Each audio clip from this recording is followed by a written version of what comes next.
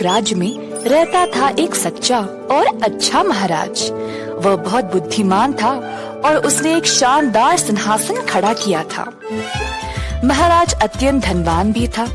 उनके पास थे 7 गुप्त कक्ष जहाँ पर वह अपना सारा सोना और धन रखा करते थे और केवल उन्हीं को उन कक्षों की पहुँच थी। उन कक्षाओं को खोलने की चाबी उनकी छड़ी थी, जिसको वो हमेशा अपने पास ही रखते थे। छड़ी के ऊपर एक हरा रत्न था, जिसको कक्ष के दरवाजे के ताले लगाने की छेद में डालना होता है, जिससे वो बड़ा दरवाजा खुल जाता है। अब सारे धन दौलत में महाराज को एक चीज बहुत प्यारी थी, जो 7वें कक्ष में रखा हुआ था। वह एक सुंदर अंगूठी थी, जिसको महाराज की माँ ने मरने से पहले दिया था। अतः महाराज ने उस अंगूठी को एक शीशे के बक्से में रखा था। हर रोज अपनी माँ की याद में वह उस अंगूठी को देखा करते थे और फिर अपनी छड़ी से दरवाजा पर ताला लगा देते थे।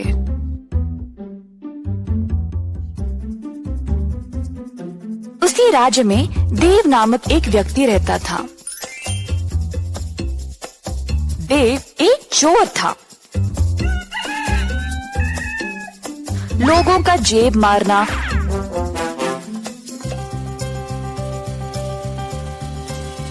और छोटी मोटी चोरी दुकानों से करना उसका काम था। मगर अब देव इन छोटी मोटी चोरियों से ऊब गया था। अब कुछ बड़ा करना चाहता था, अमीर बनने के लिए। अब एक ही जगह इस लायक थी, महाराजा का महल। पर वो उधर जाएगा कैसे? महाराजा से ही सीधा कैसे चोरी करेगा? देव लालची था और कई दिनों तक इस महा चोरी की योजना बना रहा था।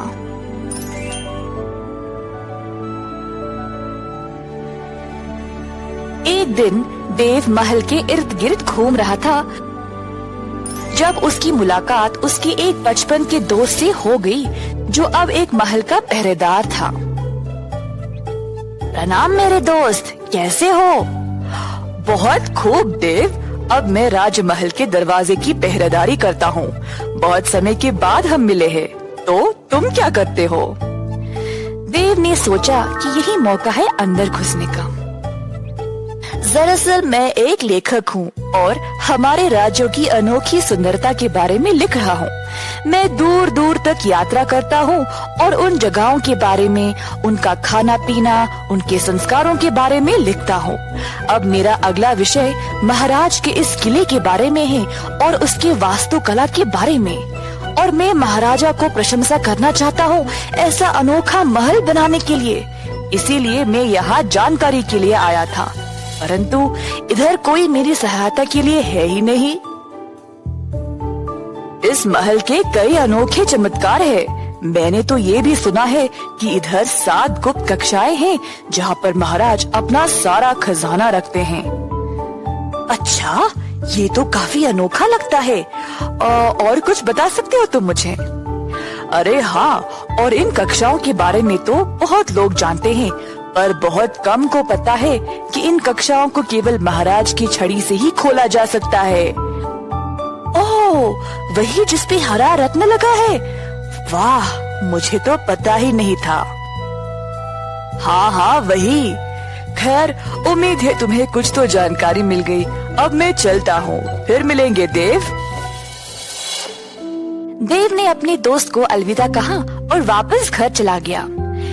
देव ने सोचा कि ये 7 कक्षाएं तो बहुत हो जाएंगे, तो अब उसको एक कक्षा चुनना पड़ेगा जिससे उसका सारा जीवन संवर जाएगा। पर महाराज की छड़ी को वह चुराएगा कैसे? देव ने एक योजना बनाई 7वें कक्ष की चोरी करने का। बीच रात का समय था।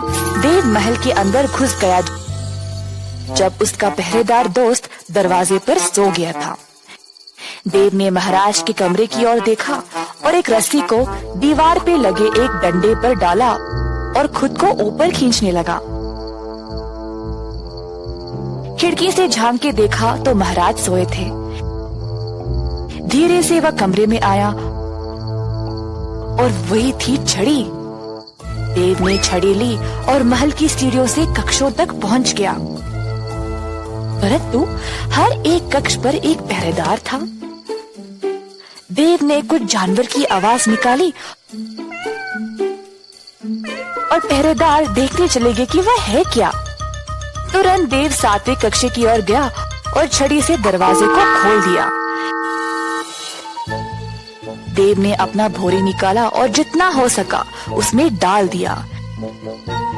शीशे के बक्से वाली अंगूठी भी उठा लिया और जल्दी से दरवाजे को बंद करके वहां से चला गया। अगले दिन महाराज जब नींद से जागे तो हैरान परेशान हो गए। उनकी छड़ी लापता थी और कक्ष में जाके देखा तो उनकी माँ की अंगूठी भी गायब। महाराज आग बबूले हो गए, पर उनको पता था कि चोर को कैसे पकड़ा जाए। तुरंत उन्होंने एक पत्र लिखा अपने राज्य के लिए। मैंने अपनी सबसे कीमती चीज खो दी है, एक अंगूठी, और किसी ने उसको चुराया है। अगर किसी को भी ये मिले तो मुझे वापस लौटा दे और बदले में उसको ढेर सारा खजाना भेंट में दिया जाएगा। कई दिनों तक बहुत लोग आगे आए नकली अंगूठियों के साथ, पर महाराज अपनी माँ की अंगूठी को अच्छे से पहचानते थे तो सबको वापस भेज दिया करते थे। जब ये खबर देव तक पहुंची तो उसने देखा कि वो अंगूठी तो उसी के पास थी। देव को अब और खजाने की लालच लग गई। ये तो कोई पुरानी अंगूठी लगती है। मैं महाराजा को बोलूंगा कि मुझे कहीं मिली और फिर भेंट में दिया खजाना भी ले आऊंगा।